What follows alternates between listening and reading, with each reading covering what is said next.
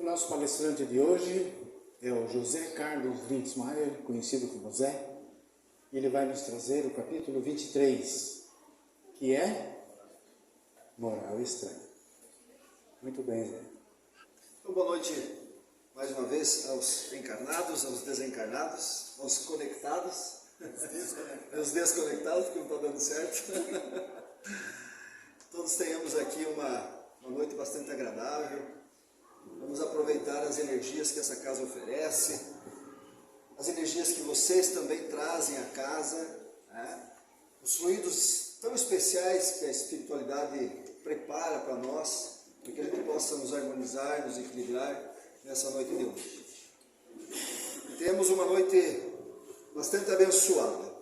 E abençoada também é a doutrina espírita. A doutrina espírita, ela é uma bênção no coração daqueles que permitem, né, que ela se transforme numa árvore frondosa, que crie raízes, que nos sustente, que nos nutra, que nos dê frutos, e assim vai tornando essa nossa vida aqui na Terra mais tranquila, mais leve, mais agradável, nos permitindo uma evolução consciente, né? Bom, capítulo 23 do Evangelho segundo o Espiritismo. Esse capítulo é um capítulo bem interessante.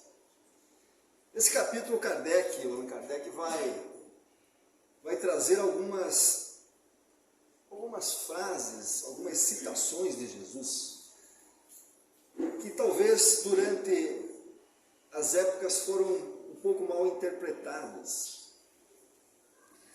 E ele vai também tecer algumas considerações. Por isso ele chama esse capítulo de Moral Estranha. Moral Estranha. Para alguns desavisados, para algumas pessoas ainda que não têm muito contato com a espiritualidade, realmente, essas interjeições de Jesus parecem mesmo, vou repetir, só parece que tem uma certa falsa moral, ou uma inversa moral daquilo que ele pregava, daquilo que ele exemplificava, daquilo que ele ensinava. Então parece que Jesus, nessas palavras, ele está sendo às vezes até meio cruel. Mas como eu disse, parece. Bom, dentro desse capítulo existem 4 citações interessantes. Eu fui lá e roubei uma. Eu vou falar sobre uma, tá? Que eu acho mais interessante e que tem um conteúdo maior. Essa passagem está em Lucas, o evangelista Lucas, mas também está em Mateus. Mas como Kardec usa Lucas, eu vou usar também Lucas e seguir o mesmo caminho. Conta o evangelista Lucas que, em determinado momento, Jesus estava nas areias do Mar da Galileia, também chamado de Lago de Genezaré, e junto a ele estava uma multidão de pessoas. Essa multidão constituía basicamente de os apóstolos, simpatizantes e discípulos, porque Jesus tinha discípulos. Os evangelistas nos contam que em torno de 70 discípulos, que o seguiam periodicamente. Em determinada hora, ele pede para que as pessoas entrem nos barcos e atravessem o lago, a fim de chegar do outro lado do lago. E rapidamente as pessoas foram entrando nos barcos, mas algumas ficaram paradas. Uma delas, Jesus se aproxima, olha nos olhos e diz: segue-me. Então o homem fala a Jesus: Senhor, permita-me que eu vá primeiro enterrar o meu pai. Um pedido justo, vocês não acham? Justo, não? Quem de nós teria outra prioridade na vida que sepultar seu pai que acabara de morrer. Alguém faria outra coisa? Então é um pedido justo, não é? Bastante justo. Mas a resposta de Jesus é que é intrigante. Ele diz: deixa que os mortos enterrem os seus mortos, e você vá e anuncia o reino de Deus. Que insensível, né? Não parece insensível? Olha o que eu falei, parece. Bom, primeiro ponto. Se Jesus é o Espírito, que a doutrina espírita, através da sua vasta literatura, nos apresenta, um Espírito que, quando o nosso planeta estava sendo elaborado, quando os primeiros fagulhas do hélio, do hidrogênio saíam do Sol e formava aquela nebulosa que depois formaria a Terra, Jesus já era um Espírito puro e estava ali comandando, organizando todo aquele movimento. Se é assim, se é realmente assim, e posteriormente a literatura nos fala que a missão de Jesus na Terra, a vinda de Jesus, a encarnação de Jesus naquele tempo, foi uma programação que durou milhares de anos. Imagine um planejamento estratégico que dura milhares de anos. Imaginem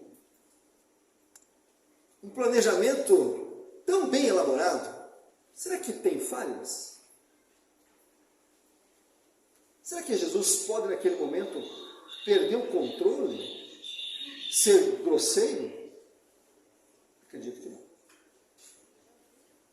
Acredito que não. O que podemos concluir de tudo isso é que Jesus conhecia esse homem. Esse é mais plausível. Mas não conhecia simplesmente o homem que andava pela Galileia, esse Senhor. Ele conhecia o Espírito imortal que estava à sua frente. E conhecendo o Espírito imortal, ele deve talvez já perceber que não houvesse alguma verdade nessa situação. E aí podemos concluir duas questões. A primeira, que esse cara estava passando o que a gente chama de um migué. Sabe o que é migué, né? Sabe? Eu não fui trabalhar hoje porque minha avó morreu, então eu tenho que enterrar. Um miguezinho. E a segunda conclusão, talvez, que esse homem não estava sendo tão verdadeiro. E que Jesus sabia que o pai dele havia falecido. Mas ele não ia retornar. Ele não ia retornar. Ele ia perder a oportunidade. Essa eu acredito que seja a mais coerente das conclusões. Então, nesse momento, Jesus aproveita, porque Jesus não perde tempo e não tem tempo, a oportunidade de passar a nós todos um ensinamento. E o que realmente importa nesse momento é o teor da palavra de Jesus. Deixar os mortos enterrarem os seus mortos. Para mim, uma das frases mais impactantes, mais extraordinárias do Mestre. Deixai os mortos enterrar os seus mortos. Então vamos agora ao entendimento do ensinamento.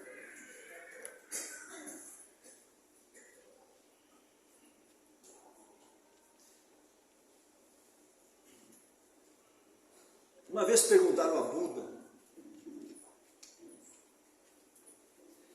Buda, você é Deus? E Buda disse: não, claro que eu não sou Deus. Imagina que eu sou Deus.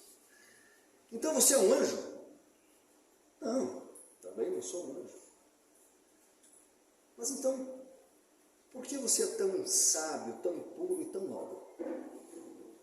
E aí Buda respondeu com 3 palavras. Por quê? eu estou desperto, acordado e sem apegos. Desperto, acordado e sem apegos.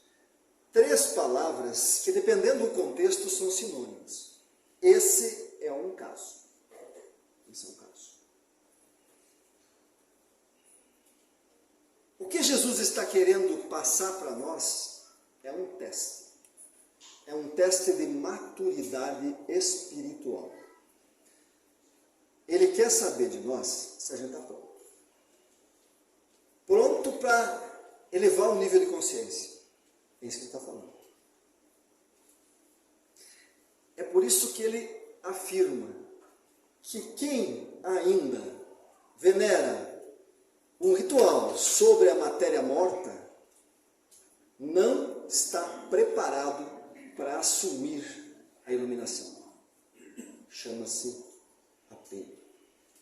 Apego.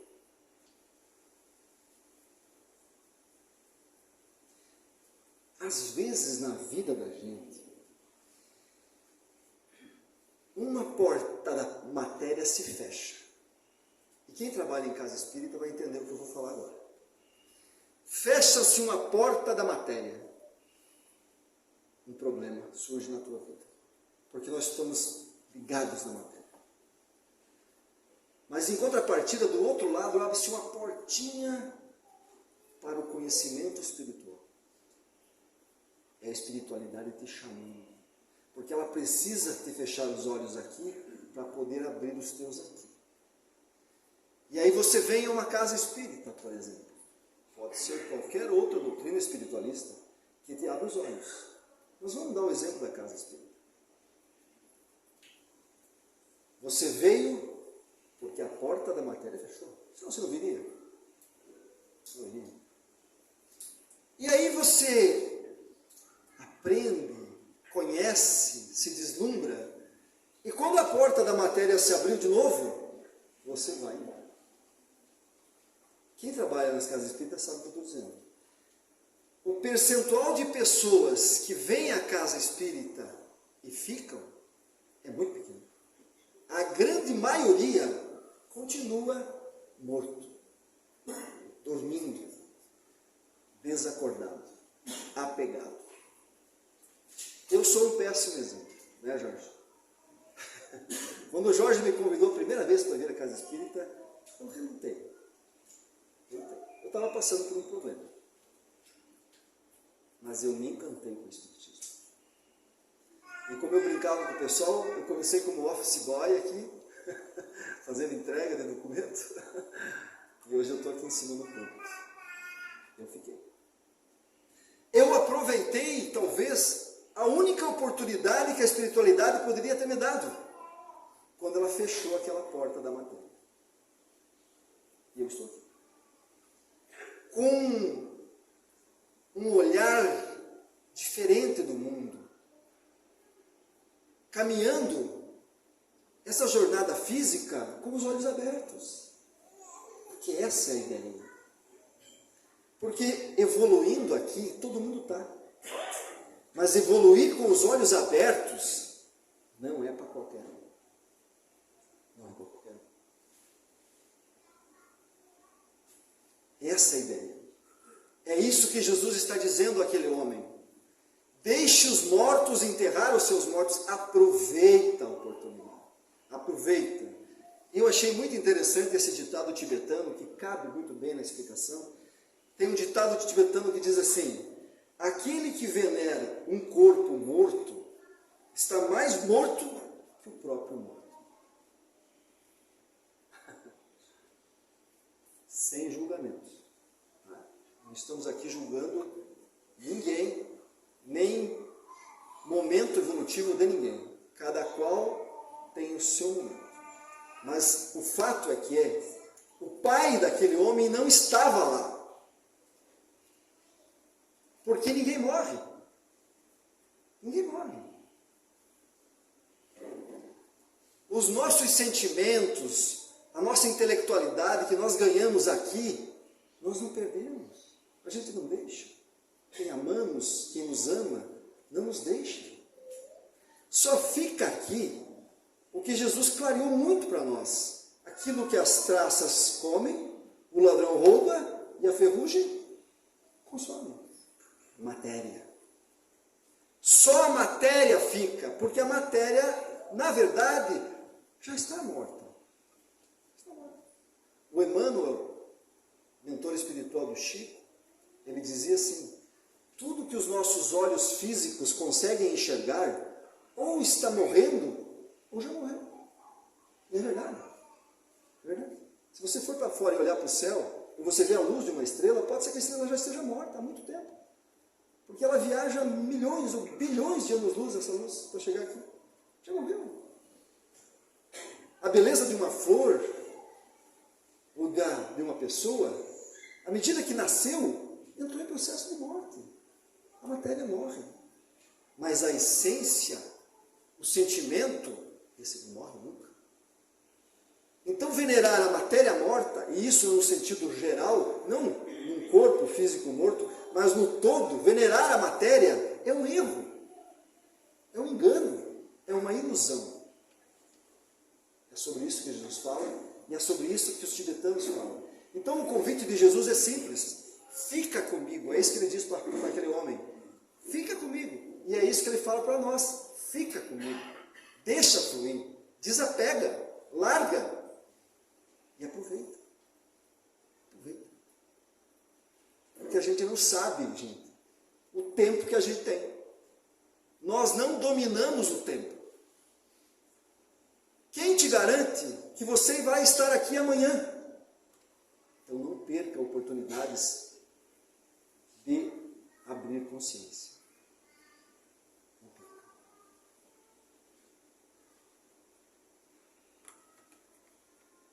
Eu tinha um amigo. Eu falo tinha, porque eu não tenho a presença física dele. Eu tenho certeza que ele está mais vivo que eu. Mas eu tinha um amigo que ele amava a única filha que ele tinha. Mas ele amava. E quando essa filha conheceu o seu namorado, que hoje é marido, ele se encantou pelo rapaz. Ele amava os dois igualmente. E o maior sonho dele, ele falava para todo mundo, era levar essa filha ao altar. Esse era o maior sonho dele. E ele programou aquele casamento, gastou o que não tinha, o cerimonial estava tudo pronto. E 2 meses antes do casamento, ele foi embora. Foi embora. Nós não dominamos o tempo. Nós não dominamos o tempo. Ele não nos cabe. Eu tinha uma amiga que ela, por anos e anos, tentou engravidar.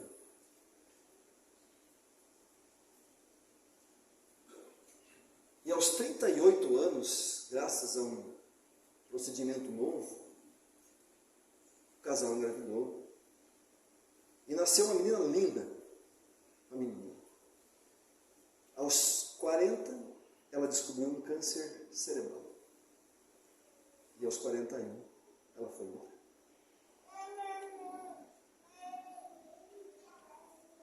Nós não dominamos o tempo. Por isso que Jesus convida: não perca a oportunidade. Não perca. Hoje você está aqui por um problema que fechou da matéria. Aproveita. Aproveita. Fica comigo, diz Jesus. Fica comigo. Aí eu pergunto para vocês: é uma moral estranha? Esse ensinamento é uma moral estranha?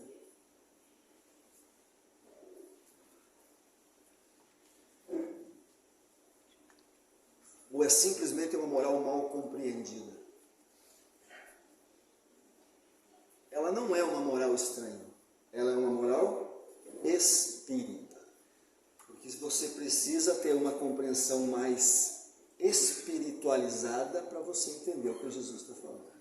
Porque senão realmente você acha que Jesus está sendo cruel. E a moral espírita, ela uma moral cristã. Moral cristã. Nós, espíritas, seguimos a moral que o Cristo trouxe para a gente. E a moral que o Cristo trouxe, ela é uma moral, prestem atenção, cósmica. Porque ela é a descrição perfeita das leis divinas, e as leis divinas se regem em todo o universo. Então ela é uma moral cósmica, universal.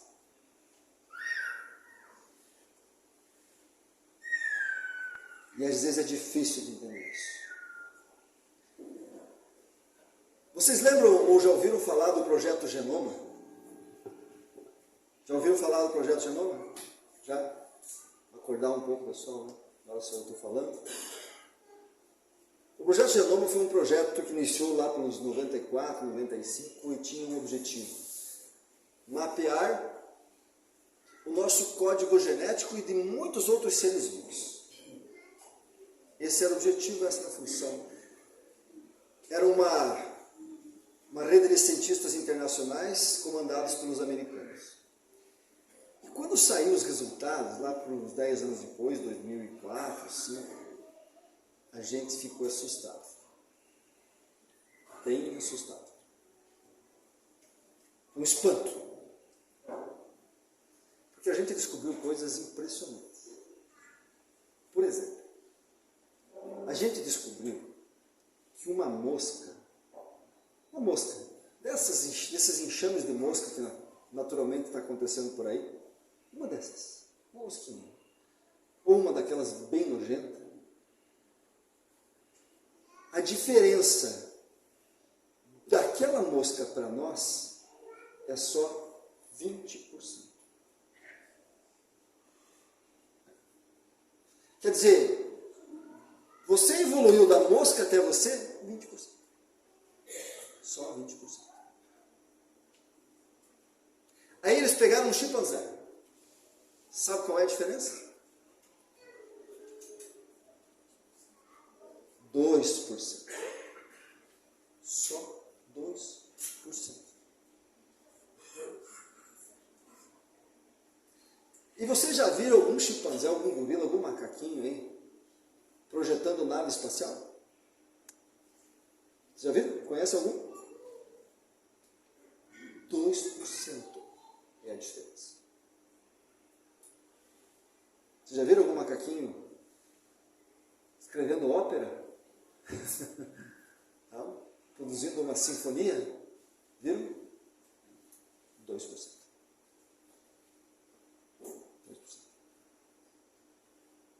Espantoso.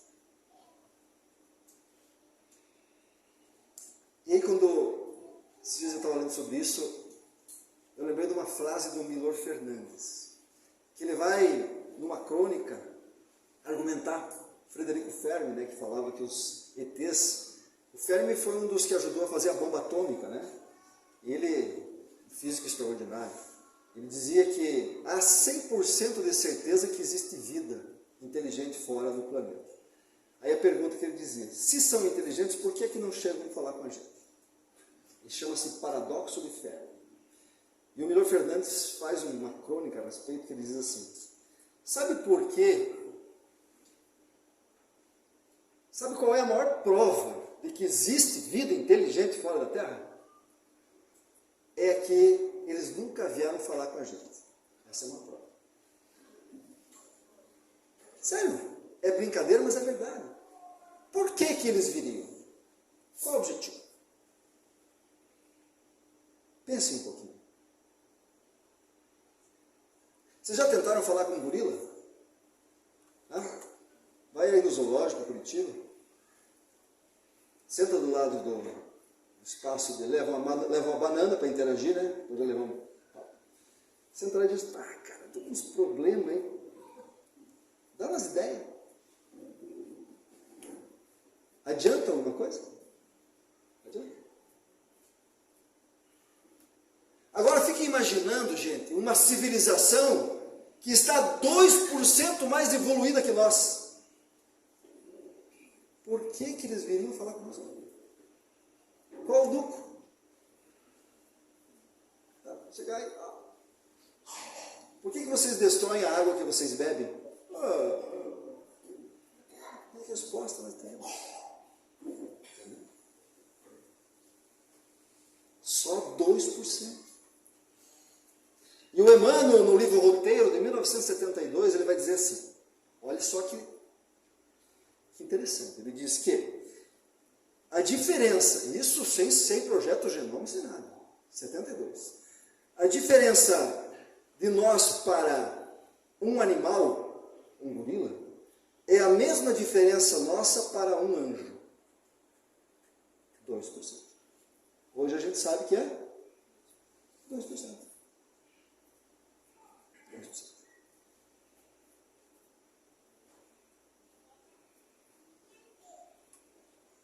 Mas a interação entre essas criaturas é impressionante.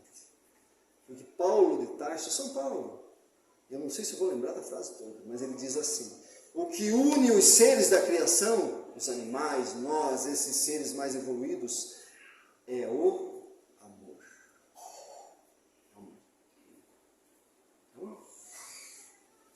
Amor.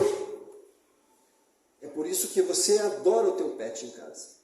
Cuida dele, dá banho, cura, dorme junto, sai passear. Amor. E é por isso que esses espíritos evoluídos, de 2%, também nos ajudam. Quando Kardec vai fazer pergunta para a espiritualidade, ele está fazendo para esse pessoal, para essa galera aí, 2% mais evoluído. E eles respondem. Eles nos ajudam. Mas tem pergunta que não tem como. Por exemplo, o que é Deus? Nós não temos palavras. Eles não têm como explicar para nós porque não tem capacidade. Eles tentam. É isso. Mas eles nos ajudam porque eles nos amam. Eles nos amam. Agora a minha pergunta que eu vou fazer para vocês. Se a gente tivesse a oportunidade de encontrar um ser dessa magnitude, só 2%, e tivesse uma pergunta para fazer para ele, só você pode fazer uma pergunta. E a pergunta que nós fizéssemos para ele é a seguinte: você é cristão? Qual você acha que é a resposta dele? O que vocês acham?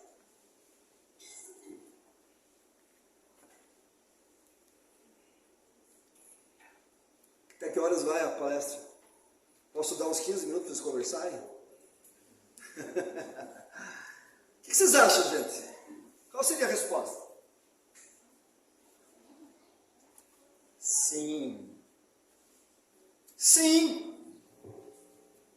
Talvez ele diria assim, cristão eu não entendo, mas a moral que o Cristo trouxe, ela é cósmica, porque ela se baseia nas leis divinas, todas descritas, e funciona em todo o universo. E quanto mais evoluído é a criatura, mais ele respeita, mais ele segue.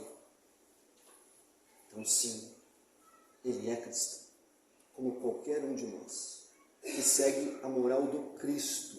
Não a moral de uma nação, a moral de um povo, a moral de um grupo religioso, uma moral cósmica, que faz com que a gente tenha certeza que somos seres universais.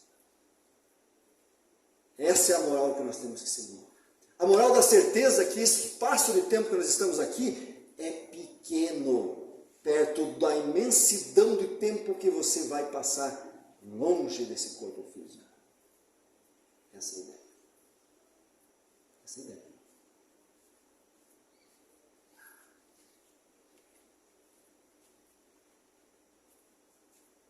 Porque tudo é uma questão de ponto de vista.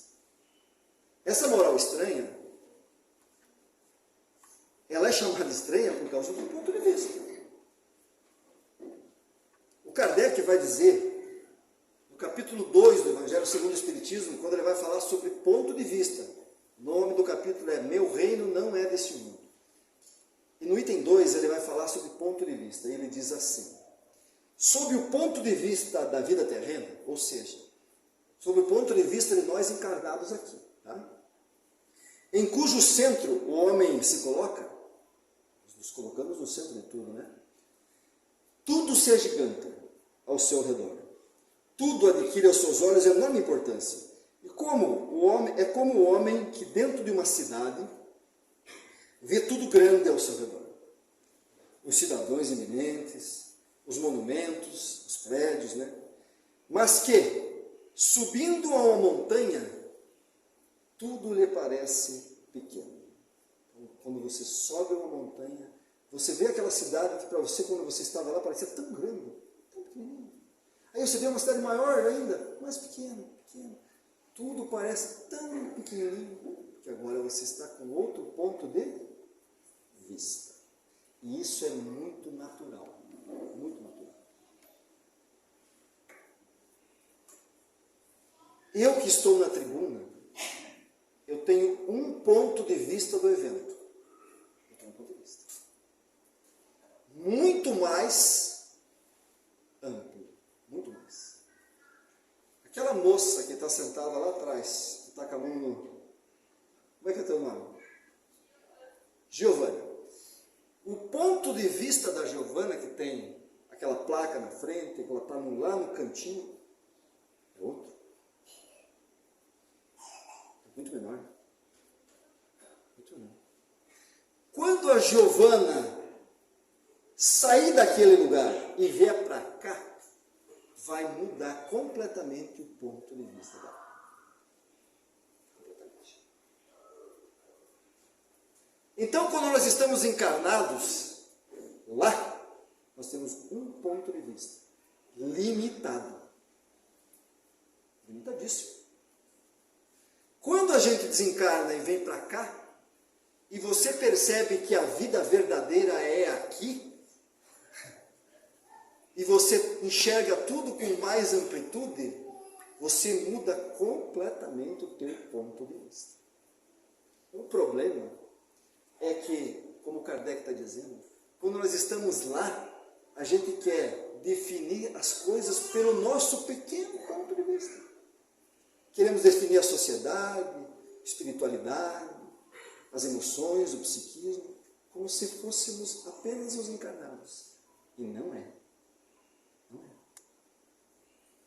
Quando a gente desencarna e vem para cá, a gente percebe que essa é a vida real, a vida normal, a vida verdadeira. E aí você começa a olhar assim para lá e dizer, meu Deus do céu, como eu estava completamente enganado do meu ponto de vista. E as coisas ficam mais leves, mais tranquilas. As dificuldades da vida, para quem tem essa visão daqui, fica muito menor. Muito menor. Porque a nossa vida, gente, ela não é uma estrada reta. Não é uma estrada reta. Muito pelo contrário. Ela é uma estrada tortuosa. Mal iluminada, mal sinalizada, cheia de buraco, com uma paisagem horrível. Muitas vezes, horrível. E se você tem só aquela visão limitada, às vezes você desiste. Você desiste. Por quê? Porque se essa vida é única. Mas quando você vem aqui em cima e sabe que a tua vida terrena é insignificante, é um espaço de tempo tão pequeno, tudo fica mais leve, mais tranquilo. E você sabe que o problema vai passar, porque tudo passa, porque é rápido. Os problemas existem, mas a gente começa a dar menos importância, incomoda menos. A gente aprende a se incomodar menos. Os problemas são importantes para nós exercitarmos a nossa inteligência, as nossas vontades, as nossas capacidades, mas temos que aprender a dar menos importância, porque eles passam. Eles morrem também. As pessoas que são ingratas com vocês, que são orgulhosas, que têm inveja, que vivem reclamando, vão morrer. Não sei se vocês sabem disso. Elas vão morrer também. Vão morrer. Daí elas vão vir aqui para cima. Elas vão olhar para lá e dizer, meu Deus do céu, eu estava implicando com a... Como é que é? Giovana? Meu Deus, por quê? Por causa de um namorado? De um carro? Que bobagem. Muda o quê? Muda o ponto de vista. Ponto de vista. Isso é a proposta de Jesus para todos nós. Vem comigo. Eu vou te mostrar o meu ponto de vista, para que a tua vida fique mais tranquila, mais leve, mais significativa, mais objetiva, mais agradável. Essa é a pergunta da noite. Eu gostaria que as pessoas pensassem um pouco sobre isso. Você se define através da sua existência, daquele ponto de vista? Ou você se define através da sua vida, do meu ponto de vista? Porque essa é uma pergunta interessante. Porque se você se define com aquele ponto de vista, a tua vida é bem sofrida. Ah, é bem sofrida. Como você se define? Porque a estrada da vida, gente, ela não é florida. Nem um pouco. A nossa encarnação não é uma estrada florida. Como eu disse, se você se define com essa pequena existência, ela fica bem mais pesada. Bem mais pesada. A vida da gente, ela não é uma linha reta, certa. Ela é uma rede. Rede de possibilidades. E a gente precisa estar com os olhos abertos para aproveitar essas redes. Deixa eu explicar. Para que eu já vá terminando aí.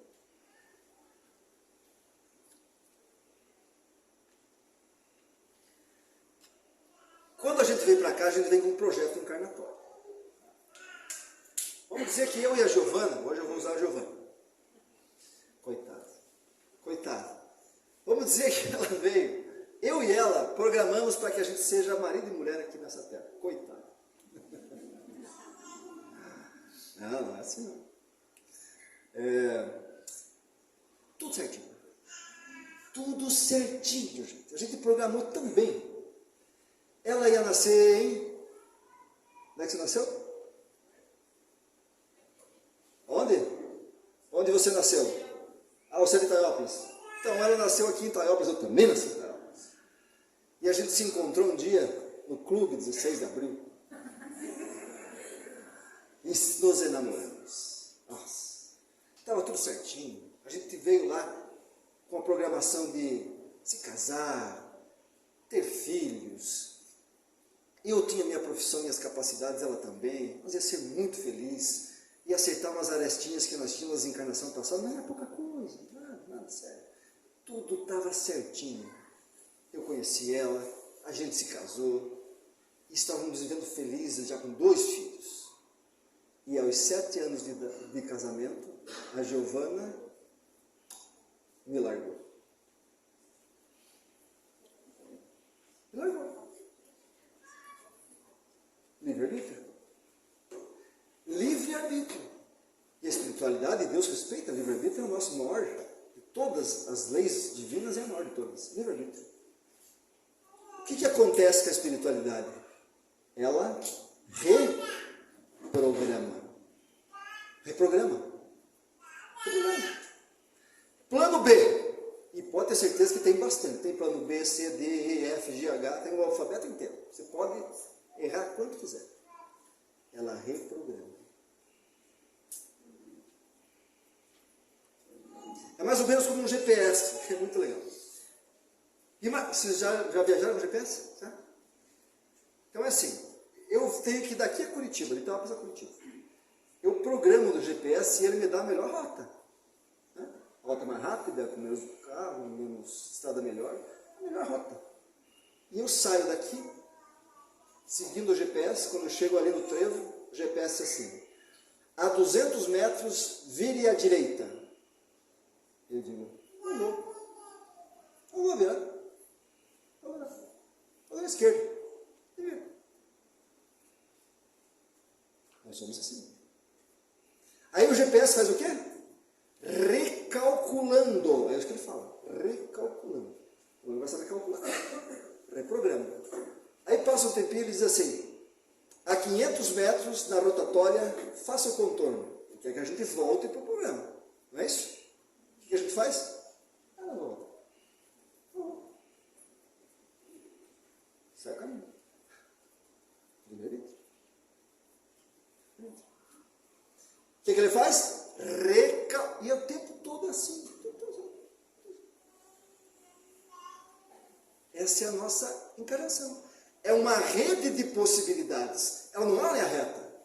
Não é linha reta. Nós viemos realmente com um destino pronto. E lindo. E todo mundo quer fazer. Mas completar, são poucos. Muito poucos. Sabe qual é o problema isso?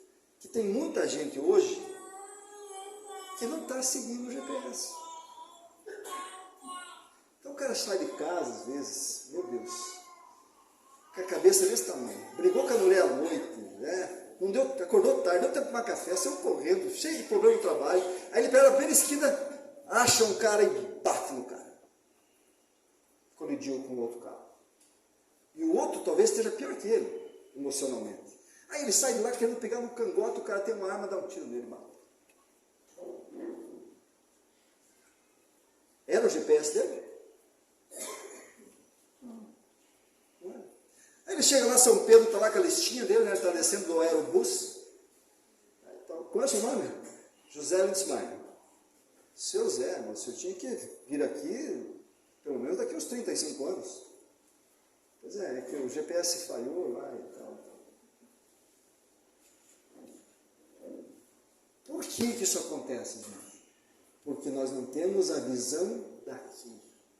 Nós fugimos da principal visão da criatura, que é a visão espiritual. Entender que essa encarnação é um processo de aprendizado e de relações humanas, e quanto mais a gente exercitar essas relações, melhor para nós, em termos de evolução. É isso que eu estou dizendo. É isso que eles estão pedindo. E é por isso, gente, esse ponto de vista, essa compreensão da vida, é muito importante. E o Kardec faz essa pergunta no Livro dos Espíritos, ele pergunta no 85, qual dos dois mundos, o espírita ou o mundo corpóreo, é o principal na ordem das coisas? Lá, aquele ponto de vista é o principal? Ou esse? E a resposta dos Espíritos é direta. O mundo espírita. Aqui. Ele pré-existe. Então, antes de existir qualquer vida aqui no plano físico, o plano espiritual já existia. E sobrevive a tudo. Dia que nós soltar algumas bombinhas aqui, acabar com a vida no planeta, vai ter vida no plano espiritual. Porque ele pré-existe e vive sobre tudo. Então, gente, recado final. Você está aqui apenas para uma rápida visita. Isso, rápida visita. E é rápida, meu Deus do céu, como é rápida. Não se apresse, não se incomode muito.